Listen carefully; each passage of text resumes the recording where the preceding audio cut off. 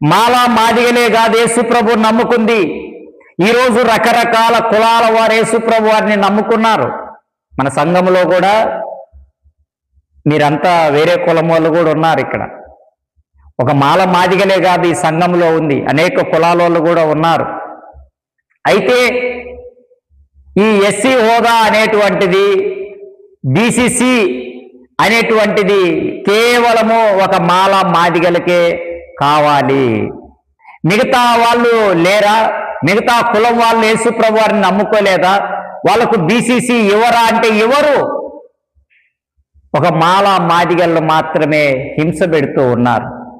వాళ్ళ గురించి ఎవరైనా నోరెత్తి మాట్లాడారనుకో, గొంతెత్తి మాట్లాడారనుకో, ఎందుకు మా దళితుల్ని, మా క్రైస్తవుల్ని, మా మాలలను, మా మాదిగలను ఏమన్నా అంటున్నారని ఎవరైనా అన్నారనుకో, వాడు అరెస్ట్, రాత్రికి రాత్రే అరెస్టు, వాడిని ఎత్తుకొని పోయి జైల్లో పెట్టటము. అంటే రెండో వాడికి భయం ఉండాలని చెప్పి ఇలా చేస్తూ ఉంటారు. అంటే ఇలా చేసుకుంటూ పోతే ప్రజాస్వామ్యము మంది అవుతుందా? పార్టీలలో ఉంటాయి, మనకు తెలిసిన పార్టీలు ఉన్నాయి. 5 ఏళ్ళు ఒక అతను పరిపాలన చేస్తే మిగతా 5 ఏళ్ళు ఇంకొక అతను పరిపాలన చేస్తూ ఉన్నాడు. లేదు నేనే సంవత్సరాలు పరిపాలన చేస్తాను అని చెప్పి అలా చేస్తున్నారు ఎవరైనా? ఏకీగ్రవణ మేమే అని ఎవరైనా అంటా ఉన్నారా? ఒకవేళ అనుకున్నా అన్నా 5 సంవత్సరాల కల్లా వారిని దించేస్తూ ఉన్నారు. పరిపాలించవలసినటువంటి ప్రజలు, పరిపాలకులుగా, సేవకులుగా ఉండవలసిన వాళ్ళు దుర్మార్గము, దౌర్భాగ్యము ప్రదర్శిస్తూ ఉన్నారు. బిడ్డలారా, ఈ లోకము శాశ్వతము కాదు. నాకు శాశ్వతం కాదు, మీకు శాశ్వతం కాదు. ఇక ఇబ్బంది పెట్టే వాళ్ళకి ఎవరికి కూడా శాశ్వతం అనేటువంటిది కాదు. అయితే మనం ఏం చేయాలి?